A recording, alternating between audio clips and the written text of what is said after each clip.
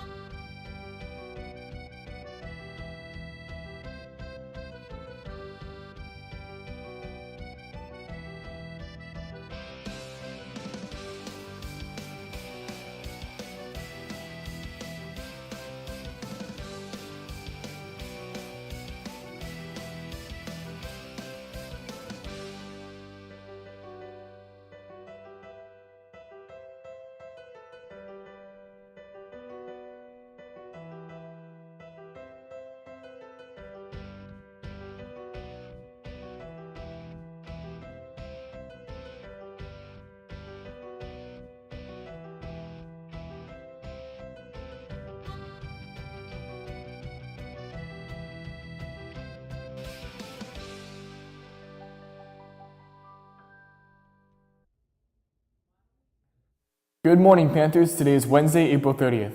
I'm Gabriel Gabe with my co-anchor Natalia Christensen, and these are your morning announcements.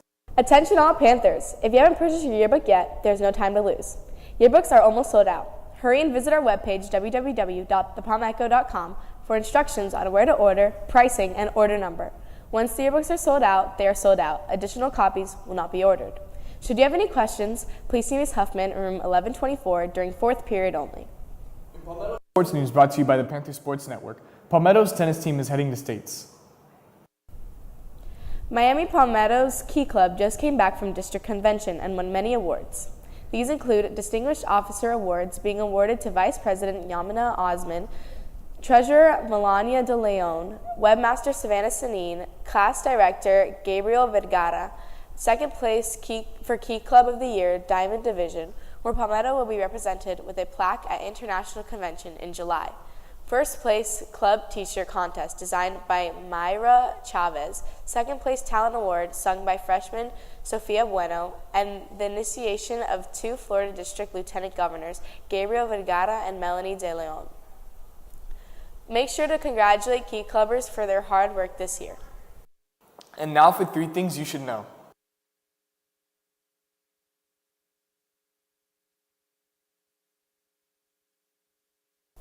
This last weekend marked the 100th day of President Trump's second term in the Oval Office. The Commander-in-Chief celebrated the occasion, saying in a campaign-style speech from the Resolute desk that he was using his presidency to deliver, quote, profound change. He additionally mocked both former President Joe Biden and the chairman of the U.S. Federal Reserve and argued that the most recent popularity polls, which had him at 44% approval, the lowest rating in 100 days for any president since World War II, were fake news. Ending his speech, Trump screened a video of deportees being expelled from the U.S. and sent to a prison in El Salvador. Notably, the president did not answer questions regarding his tariff policy. Canadian Prime Minister Mark Carney's Liberals fell short of winning an outright majority in Parliament on Tuesday, a day after the party scored a stunning comeback victory in a vote widely seen as a rebuke of U.S. President Donald Trump. Carney's rival, populist conservative leader Pierre Poilievre, was in the lead until Trump took an aim at Canada with a trade war and threats to annex the country as the 51st state. Poilievre not only lost his bid for Prime Minister Monday, but was voted out the parliament seat that he held for 20 years.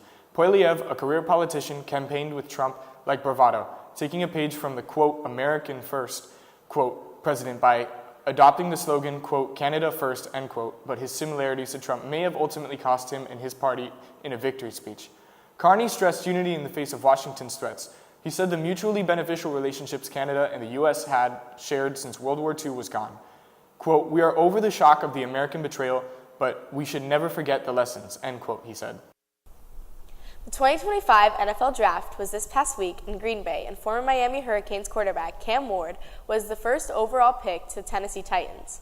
The Cleveland Browns did not hold the second overall pick, but after the Jacksonville Jaguars offered a plethora of draft picks, the Browns decided to move down and the Jaguars held the second overall pick, in which they took two-way superstar Travis Hunter from Colorado. The absolute shock of the draft was Shedeur Sanders being drafted in the 5th round after having 96% chance to be drafted in the top 21. This NFL draft was lined with a lot of shocking picks, and next year is going to be held in Pittsburgh. That's all for today, Palmetto. Make it a great day.